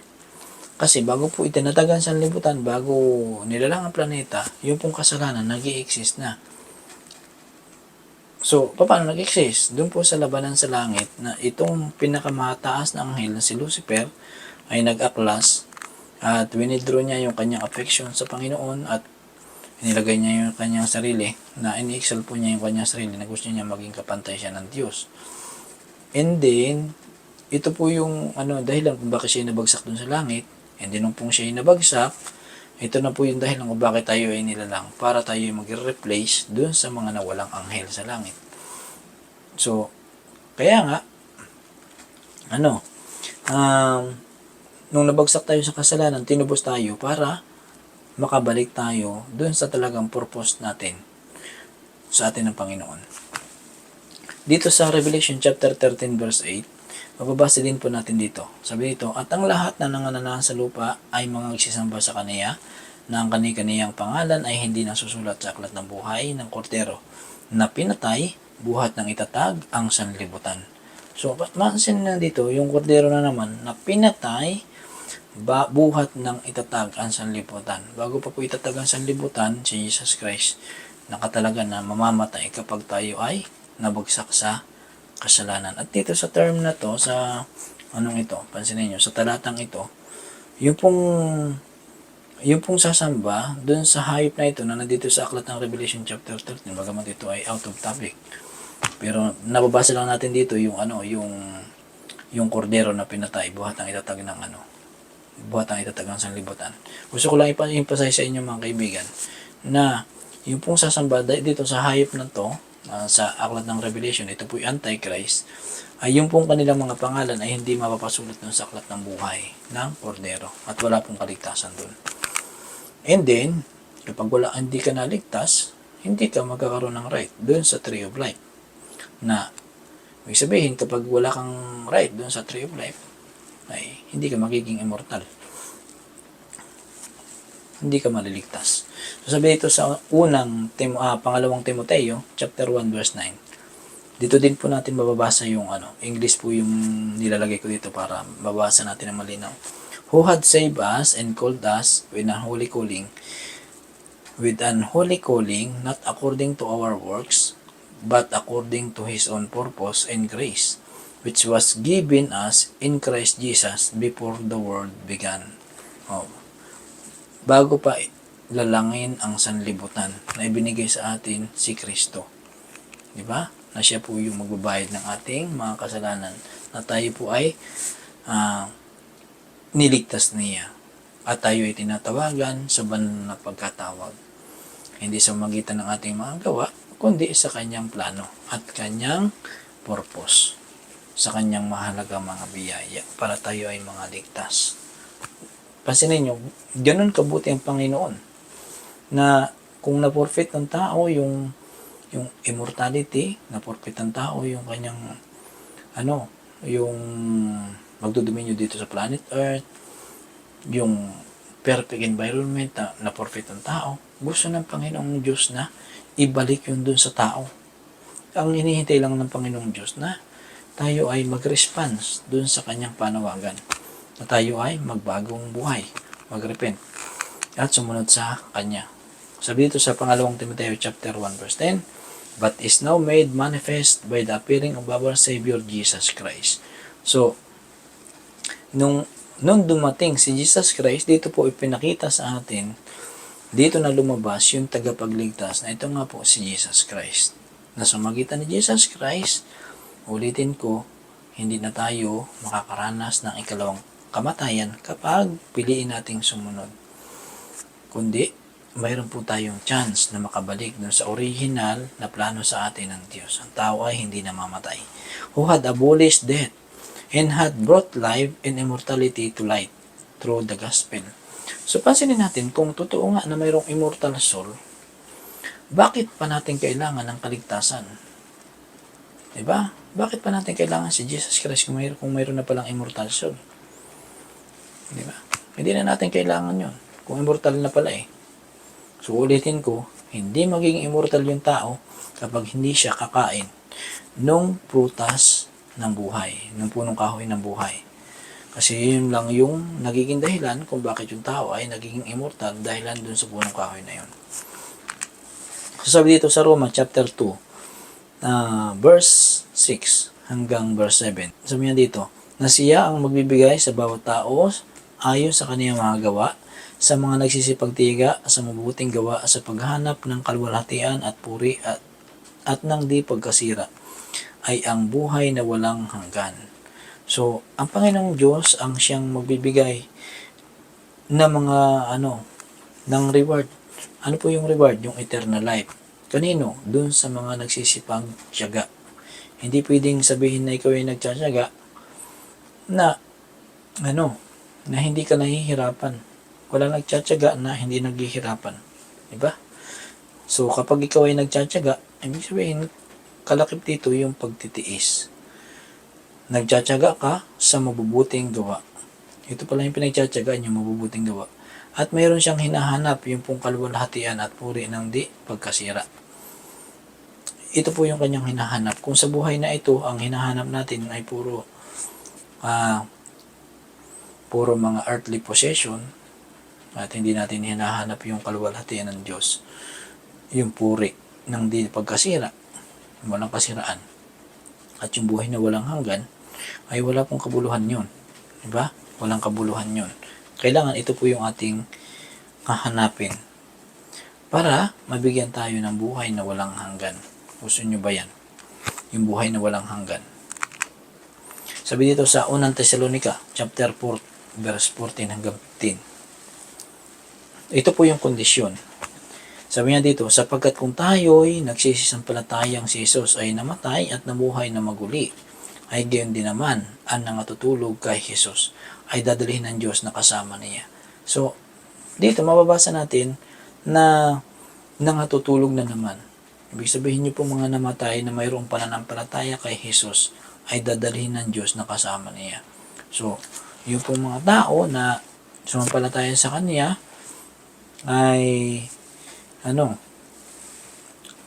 patay ka man o buhay, ikaw po isasalubong sa Panginoon. So, sabi nga dito, sapagkat ito'y sinasabi namin sa inyo na sa salita ng Panginoon na tayong nangabubuhay, nangatitira hanggang sa pagbarito ng Panginoon na hindi tayo mga uuna sa anumang paraan sa nangatutulog. So dito, malinaw mga kaibigan na kung i-guaranteed natin na yung patay, dito yung patay matuwid ay didiretso sa langit, i-assume natin nandun na siya sa langit. Pero dito sa talata, yung pong buhay, sabi ni Apostol Pablo, ay mauuna pa doon sa mga patay, sa langit. Sabi, hindi na mauuna doon. Diba? Hindi mauuna doon. Ibig sabihin ng hindi mauuna doon, ay nandito pa sa lupa yung yung patay. Diba? So, sinasabi niya ito, na hindi advantage na ikaw ay buhay, dumating ang Panginoon, ay una ka sa langit doon sa mga patay. Kasi ang pag-akyat po mga kapatid sa langit ay ito po ay sabay-sabay. Hindi po yan una-unahan na kapag ikay unang namatay ay una ka na doon sa langit. Hindi po ganun. Pansinin nyo doon sa sa kamatayan ni Jesus Christ. Nung lumindol lang malakas, maraming libingan ang nabukas. Matagal ng patay, pero nanatiling na doon sa nanatiling na doon sa libingan. Nung si Jesus Christ ay nabuhay, yumanig, nung siya ay namatay, yumanig yung lupa, maraming ang nabukas, libingan. At ito po ay kasama ni Jesus Christ na umakyat sa langit after 40 days. So yun. So kung doon na sa langit, bakit nandun pa sa lupa? Diba? At and then, kung tunay nga na yung patay ay nandun na sa langit, bakit pa si Jesus Christ babalik para buhayin yung mga natulog dun sa libingan? Pansinin natin dito sa sa kasunod na talata. 1 Thessalonica chapter 4 verse 16 hanggang 17. Sabi dito, sapagkat ang Panginoon din ang bababang mula sa langit na may isang sigaw, may tinig ng arkanghel at may pakakak ng Diyos. At ang nangamatay kay Kristo ay una mga bubuhay na maguli. So pansinin natin, may pugbuhay po ng ng mga matuwid sa pagdating pa po yun ng Panginoon. So kung hindi pa dumadating ang Panginoon, ay wala pa pong pagbuhay ng patay. Yung pong mga namatay, nandun lang sa libingan sila. And then yung Espiritu ng Diyos, na ibinigay dun sa tao para mag-function yung kanyang body, babalik po yun sa Diyos. And then, kapag siya'y bumalik, ito po yung ibabalik dun sa body para mabuhay yung body. Pero, pag akit po niya, paglabas po niya dun sa libingan, ay ito po yung katawang panglangit na, hindi yung katawang panlupa. Kung magkagayon, tayong nangabubuhay na nangatitira, ay aagawin kasama nila. Pansin niyo dito, yung pong buhay na natitira, ibig sabihin, ay yung taong matawid na buhay, nadatnan ng Panginoon, ay kasama ng mga patay na nabuhay, naaakit sa langit. Ito po yung mga matutawid. Pansin niyo, kasama nila sa mga alapaap upang salubungin ang Panginoon sa hangin. So, ang Panginoon, kapag dumating siya sa second coming, nandito na lang siya sa nasa hangin na lang. Hindi na po siya aapak dito sa lupa. At sa ganito, isa sa Panginoon tayo magpakailanman. So, dito na yung mapalad na pag-asa na tayo ay bibigyan ng access ulit ng Panginoon dun sa Tree of Life, and then wala na tayong kamatayan. And then sabi dito sa unang Korinto, chapter 15, verse 51 hanggang 52. Sabi dito, narito, sinasaysay ko sa inyong isang hiwaga, hindi tayong lahat ay mga tutulog. Kapansin ninyo, marami sa Biblia yung word ng mga tutulog. Pero hindi ibig sabihin ito ay tulog lang, na literal na tulog. Kundi ito po yung pagkamatay, yung unang pagkamatay. Ngunit tayong lahat ay babaguhin sa isang sandali, sa isang kisap mata. So, kailan itong pagbabago?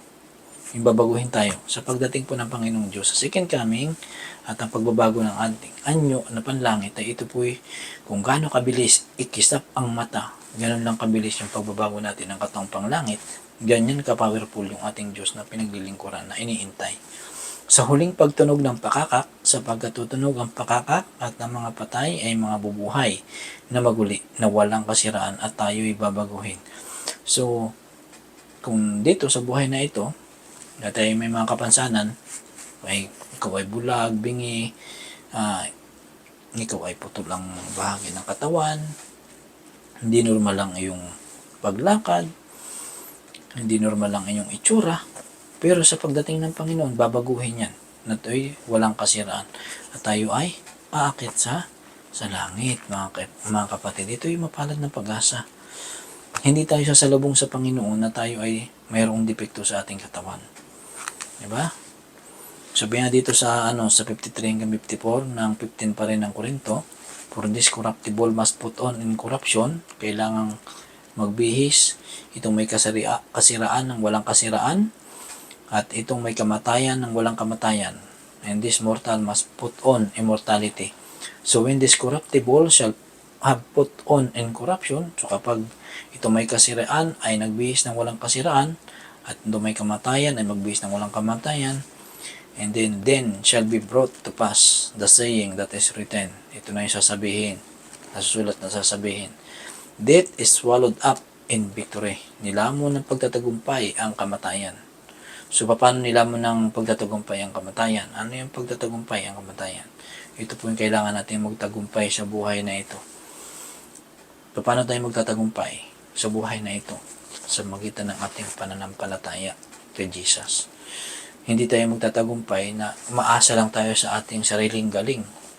Hindi tayo magtatagumpay na aasa lang tayo na dahil matalino ka o magaling ka mag-aral ng Biblia. Kailangan yung personal mong relasyon sa Panginoon. Kahit na pastor ka pa. Kapag hindi po napupurma sa atin yung karakter ni Jesus at napupurma sa atin pati pa rin yung pride, ay yun po yung delikado. Death is swallowed up in victory. Kailangan po natin magtagumpay sa buhay na ito. Kailangan natin pagtagumpayan yung ating sarili. Kailangan nating patayin yung ating old self at mabuhay yung ating spiritual na kalagayan. Diba? So, hindi mabubuhay yung ating spiritual na kalagayan kung hindi natin papatayin yung ating old self. Sabi dito sa unang Timoteo chapter 6 verse 13 to 14, na tapat kung walang pagkabuhay na maguli ng mga patay, ay hindi rin nga muling binuhay si Kristo. So kung magre-reason tayo ay hindi naman totoo yan. Sasabihin natin, baka walang pagkabuhay na maguli, baka ang patay ay pag namatay hanggang gano'n na lang. So sabi dito sa talata, kung hindi po si Kristo na buhay na maguli, ay dapat yun, granted, maniniwala ka na walang pagkabuhay. Pero kung si Kristo ay namuling nabuhay, paniwalaan mo na kapag ang tao ay namatay, time will come, nabubuhayin ka ulit. Masama ka man o mabuti, may pagbuhay pa rin, kapatid. Sabi dito, at kung si Kristo, kaya nga lang, ang ganito, yung pag nabuhay ka, na ikaw ay matuwid, ang bayad sa iyo ay matuwid. Buhay na walang hanggan. Pero kapag ikay namatay, na ikay masama, hindi ka nagbago, ang kabayaran sa iyo ay masama rin. At walang ano, at kamatayan, yung ikalawang kamatayan doon sa impyerno. And then, depende sa intensity ng iyong kasalanan, yung hirap mo doon sa impyerno. So, saan ba natin pipiliin? Dalawa lang. Buhay na walang hanggan o yung impyerno. So, meron tayong kailangang pagtanggumpayan sa buhay na ito para hindi tayo mapunta doon sa eternal destruction. At kung si Kristo ay hindi muling binuhay, ay walang kabuluhan nga ang aming pangangaral. Wala rin namang kabuluhan ng inyong pananampalataya. So, ito po yung dahilan kung bakit mayroong gospel. Ito yung sa Biblia. Dahilan na si Kristo po ay muling nabuhay sa mga patay. Pero kung si Kristo, sabi dito sa talata, kung si Kristo ay hindi muling nabuhay, ay wala pong gospel. Walang saysay yung Biblia kung si Kristo ay hindi nabuhay. Ganun po yun intindihin. Walang saysay ang Biblia kung si Kristo ay hindi nabuhay. Kaya nga, mayroong New Testament dahil na si Kristo po ay nabuhay. Na ito po yung pinapangaral sa buong sanlibutan na lahat ng tayo mayroong kaligtasan sa pamamagitan ni Kristo. Pero under condition, kapag sasampalataya ka sa Kanya. So, sabi dito sa 1 Timoteo chapter 6, verse 15 hanggang 17. At kami ay nasumpungang mga saksing bulaan tungkol sa Diyos. Sapagkat aming sinasaksihan tungkol sa Diyos na Kaniyang muling binuhay si Kristo, na hindi siyang muling nabuhay. Kung tunay nga ang mga patay ay hindi muling binubuhay, sapagkat kung hindi muling binubuhay ang mga patay, ay hindi rin nga muling binuhay si Kristo. At kung si Kristo ay muling binuhay, ang inyong pananampalataya ay walang kabuluhan, kayo nasa inyong mga kasalanan pa. So, pansinin nyo, sino ba yung Sabi dito sa 15, nasumpungan silang saksing bulaan tungkol sa Diyos. Kasi, sinasaksihan nila tungkol sa Diyos na Kaniyang binuhay si Kristo, na hindi siya muling nabuhay. Kung tunay nga ang mga patay ay hindi muling binubuhay. So, pansin natin, may nag-aari kasi na si Kristo ay hindi Diyos, tao lang. So, paano mo naman mabubuhay ang iyong sarili kung ikaw ay tao lang? Diba? Diyos lang ang nakabubuhay ng kanyang sarili. So, ganito yon. Ang kwento po niyan, si Angel Gabriel, na sa akin po pag-aaral, siya po yung humalili kay Lucifer, ay siya po yung inutusan ng Ama na bumaba at ibigay yung command na gisingin yung kanyang kaisa-isang anak. Yung command na ang sabi ni nung anghel, your father called thee, at si Jesus Christ ay nabuhay. Di ba? So, sino yung bumuhay sa kanyang sarili? Command ng Command lang po nung anghel galing sa Ama. Ang iniintay ni Jesus Christ, and then siya ay nabuhay na maguli. Si Jesus Christ po mismo ang bumuhay sa kanyang sarili. Yung kanyang kalagayan bilang Diyos. Di ba? Yung kanyang kalagayan bilang Diyos.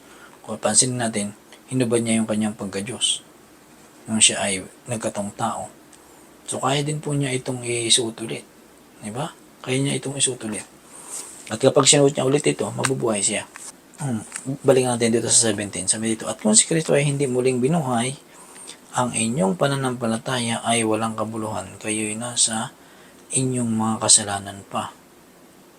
Dito, malinaw mga kapatid, mga kaibigan, na yung pong pagbuhay ng patay, ay ito po ay sinasaksihan ng mga disciple na ito'y totoong mangyayari.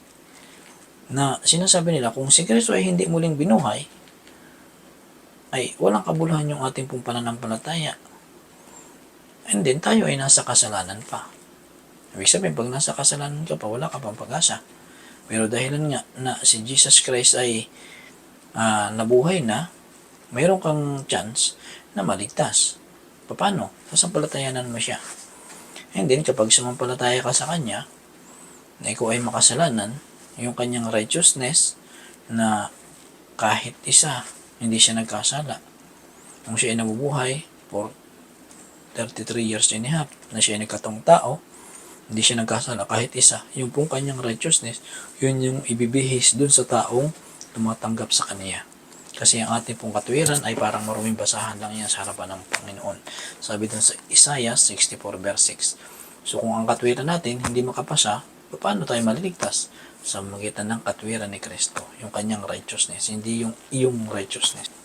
Sabi dito sa Revelation chapter 21 verse 4, at papahirin niya ang bawat luha sa kanilang mga mata, at hindi magkakaroon ng kamatayan, hindi na magkakaroon pa ng dalamhati, o ng pananambitan man, o ng hirap pa man.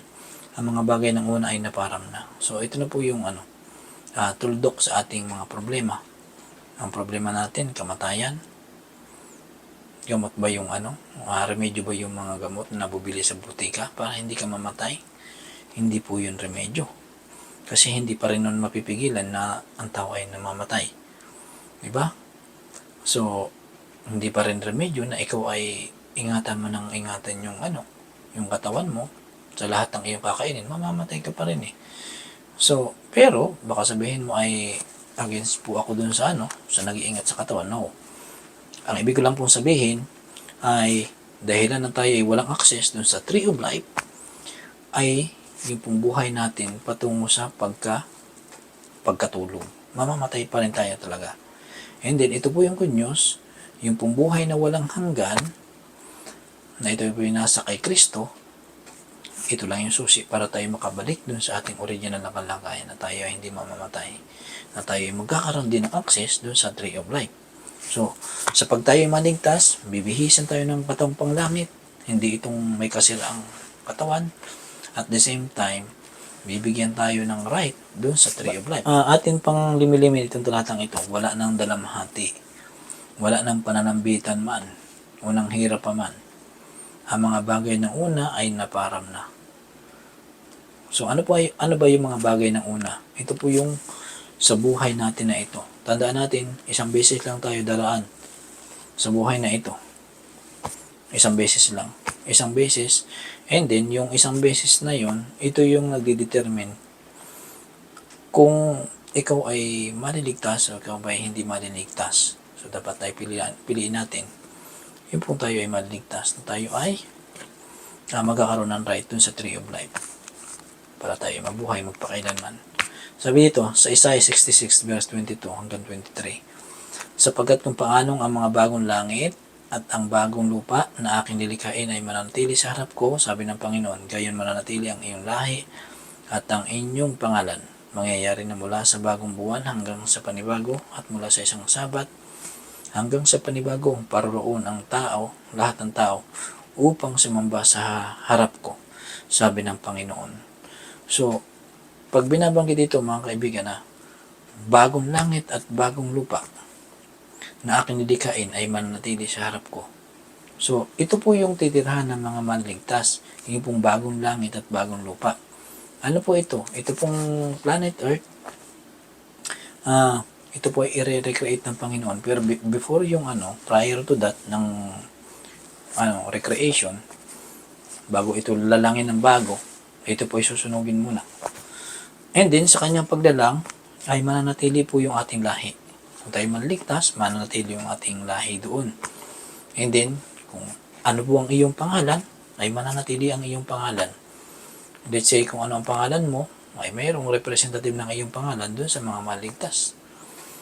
So, yun po yung ating pasalamatan. So, ibig sabihin, pasalamatan po natin na tayo ay naging tao. Sa dinami namin na pwedeng maging tao, jackpot tayo. Champion tayo. Kasi, ikaw na buhay ngayon, magkakaroon ka ng tsansa na maranasan yung buhay na walang hanggan. Yung tsansa na hindi mo problema yung kakainin mo, yung tirahan mo, yung dadamitin mo, lahat, hindi mo problemahin. Ipoprovide po yun ng Panginoon sa atin. Time will come. Ang inihintay lang niya sa atin, yung tayo ay maging masunurin sa Kanya at maging overcomer. Sabi nito, at mangyayari na mula sa bagong buwan hanggang sa panibago, na mula sa isang Sabat hanggang sa panibago, para roon lahat ng tao upang sumamba sa harap ko, sabi ng Panginoon. So, intention din po ng Panginoong Diyos na yung kanyang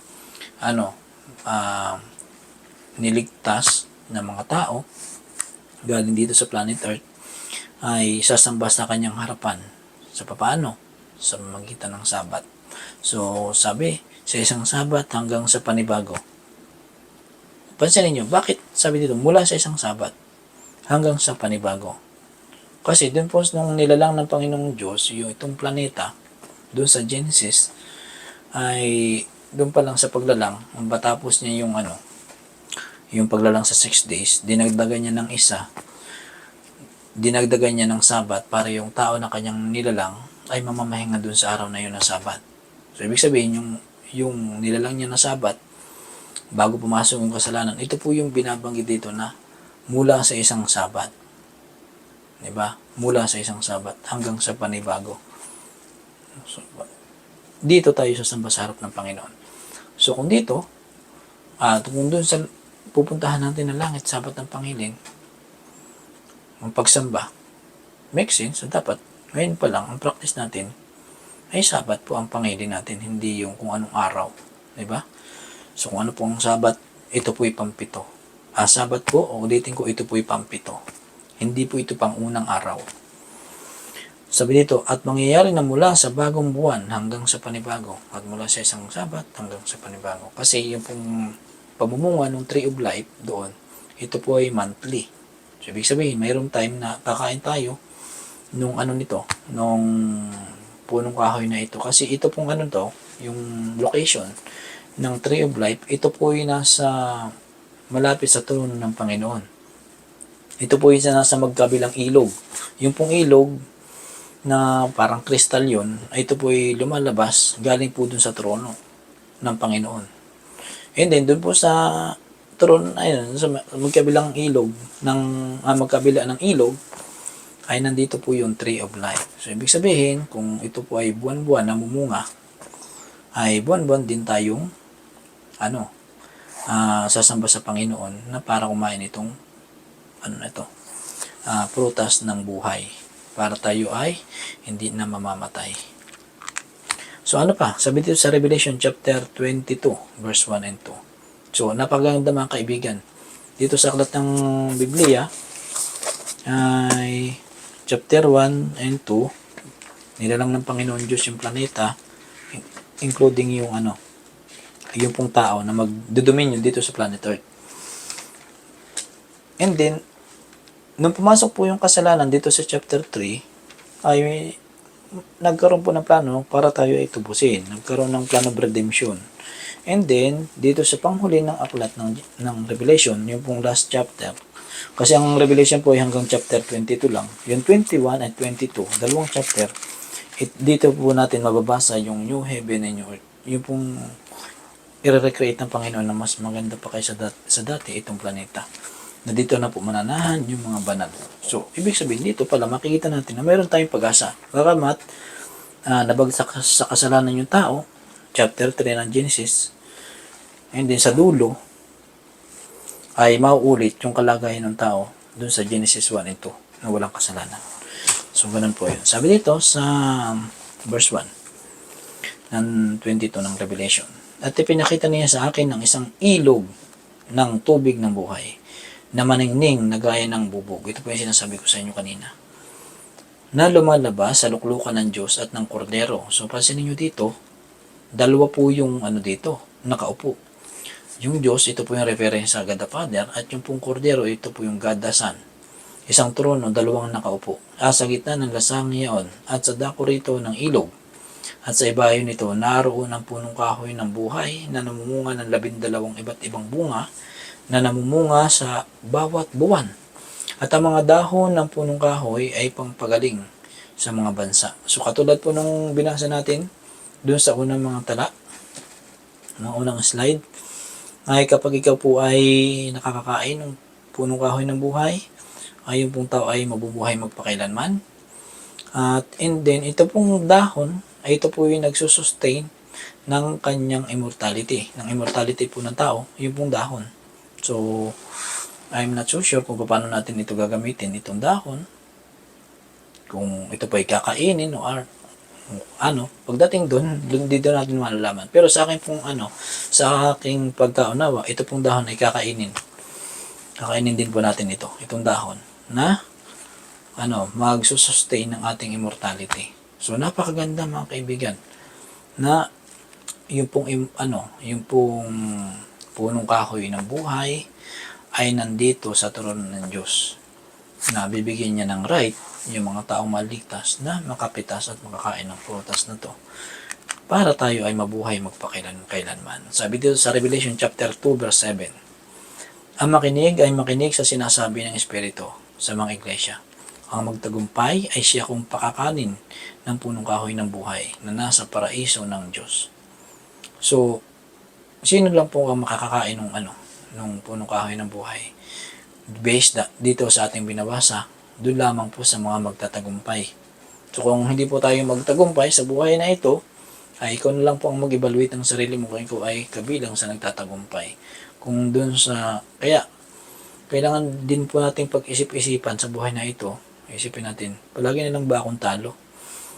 Palagi na lang ba akong bagsak? Pag-isipin natin na matuto tayong tumayo.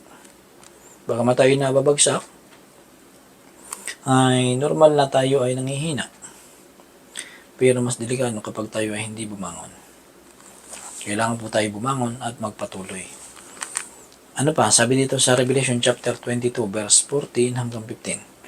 Mapapalad ang nangaguhugas ng kanilang damit upang sila'y magkaroon ng karapatan sa punong kahoy ng buhay. So yun po palang magkakaroon ng karapatan na ito po yung maghuhugas ng kanilang damit. So ano yung damit?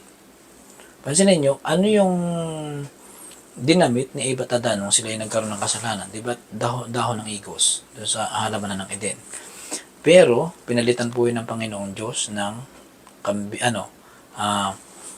balat ng tupa. So, ibig sabihin, hindi katanggap-tanggap sa Panginoon yung dahon ng igos. Ang katanggap-tanggap sa Panginoon ay yung balat ng tupa. Kaya nga, ibig sabihin, katanggap-tanggap lang sa Panginoon kapag yung righteousness ni Kristo ang ating idadamit. Diba? Kasi yung ating pong katwiran, parang maruming basahan yun sa harapan ng Panginoon. Hindi talaga katanggap-tanggap. Not unless na yung katwiran ng kanyang kaisa-isang anak ang ibibigay sa atin. Yun lang yung sabi dito, mapapalad ang nangaguhugas ng kanilang damit. Ibig sabihin na naguhugas, nililinis. Di ba? Makapaglilinis lang ng ating damit ay yung pong dugo ni Kristo. Kasi ang kabayaran ng kasalanan ay kamatayan. Sabi dito sa 15 ng chapter 22 ng Revelation, na nga sa labas ang mga aso at ang mga manggagaway. Yung manggagaway dito, yung mga sorcerer po ito. At ang mga mapagkiapid, at ang mga mamamatay tao, at ang mga mapagsamba sa Diyos-Diyusan, at ang bawat nag-ibig at gumawa ng kasinungalingan. So ito po yung mga ground na kung gusto mo doon ka sa labas, ibig sabihin ng ng labas, opposite siya ng loob. Diba? Yung pong mga maliligtas dito nandun sa loob ng syudad. Nung New Jerusalem, pag ating pag-aaralan itong Revelation 21 and 22. Yung pong loob ng syudad, nandito po yung mga banal.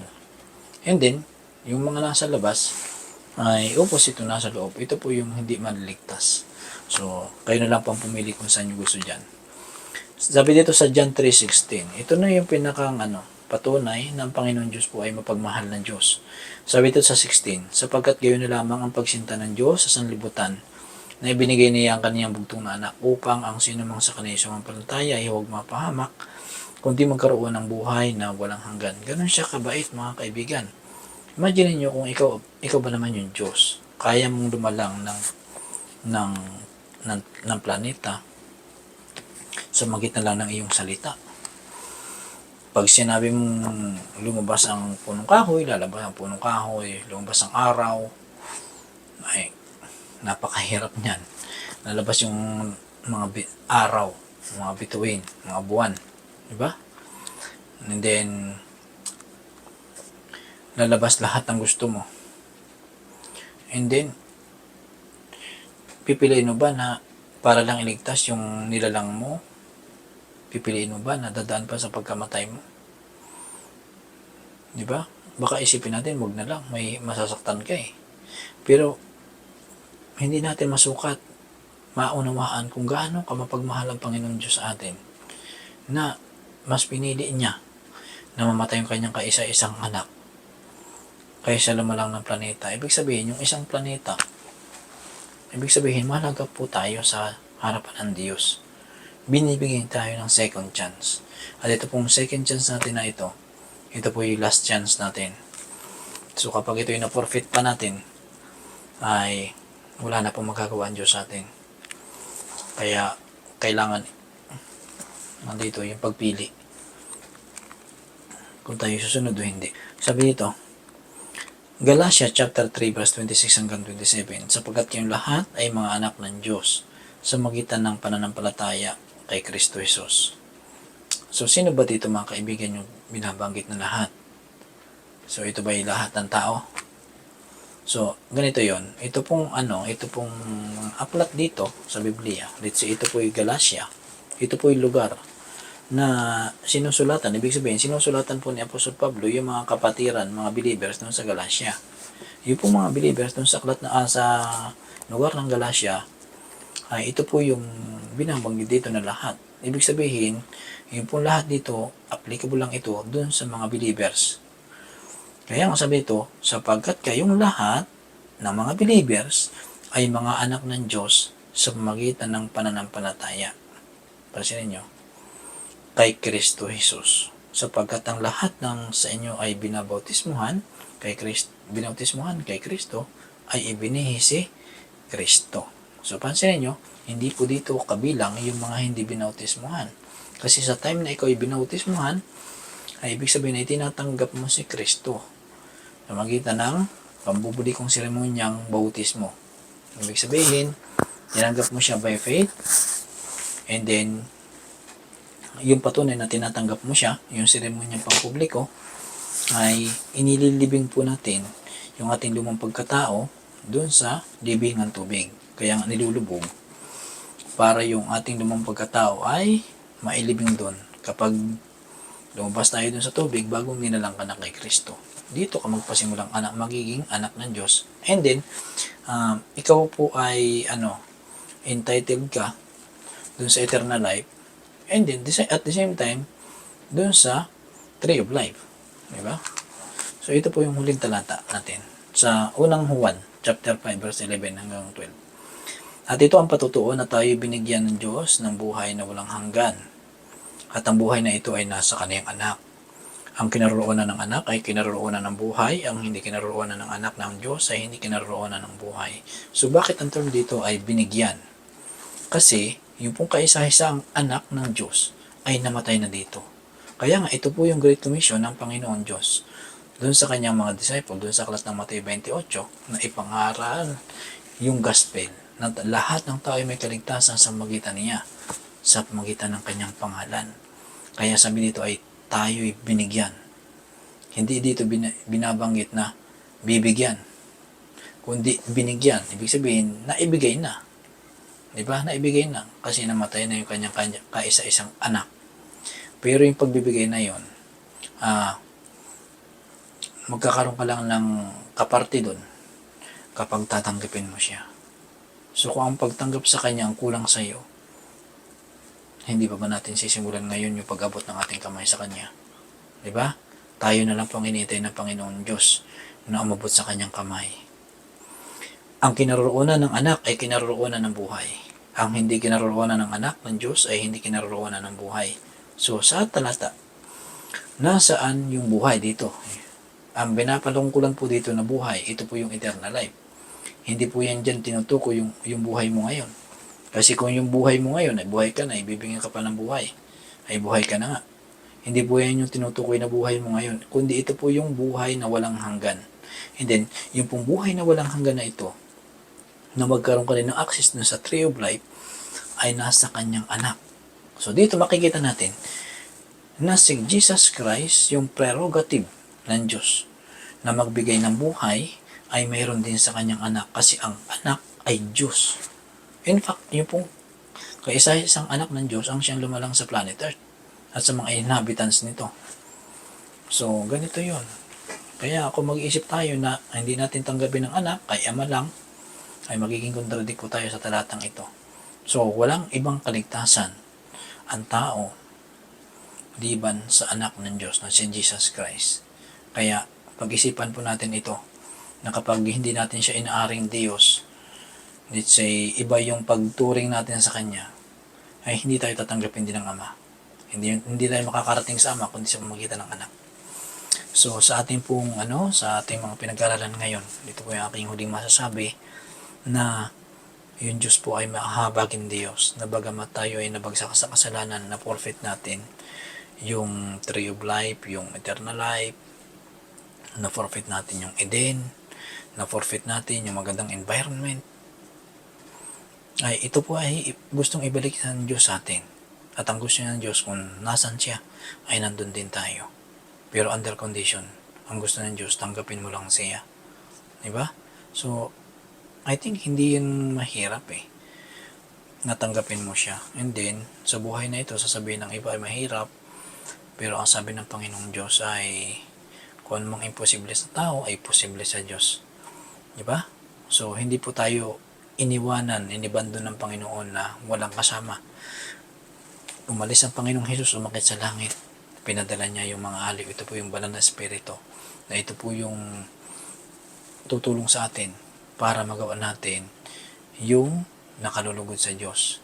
And then lumago tayo sa ating pananampalataya. Na huwag tayong matibay at manghawak tayo sa mga pangako ng Panginoong Diyos. Pero ganito yun. Dapat ang mindset po natin ay hindi tayo naglilingkod sa Panginoong Diyos dahilan dun sa mga dun sa mga reward na ibibigay niya. Kundi dapat ang tema, ang team natin ay dahilan sa mahal mo siya. Dahilan dun sa sakripisyo niya, dun sa pagkamatay niya, dun sa cross. Ay ito yung dahilan kung bakit susunod tayo. Dun sa love mo sa Kanya, mapuporma yung iyong relasyon sa Kanya. Kasi kapag yung pong ating motibo ay dahilan lang dun sa mga ibibigay niya, ay mahirap po yung ganun. Ay maglilid po sa atin sa kapahamakan yung ganung idea. Dapat po talaga nakasintro sa ang ating paglilingkod sa Diyos dahilan dun sa love natin sa Kanya. So yun lamang po ang aking may share sa gabing ito at tatapusin po natin ito sa ating panalangin. Ipapanalangin ko po kayong mga nanonood ngayon ng video ito. O dakilat mong pala po namin Diyos.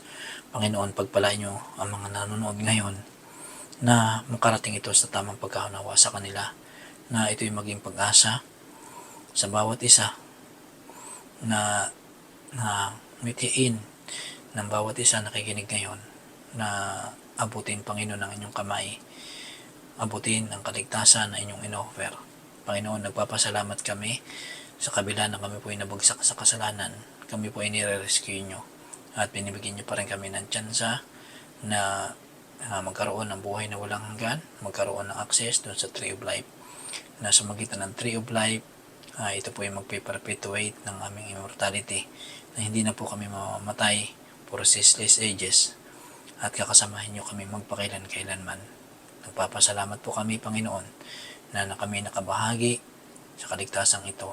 Nagpapasalamat kami na kami ay tao na nabuhay ngayon at mararanasan namin, Panginoon, na makita kayo at mapaglingkuran namin kayo ng personal.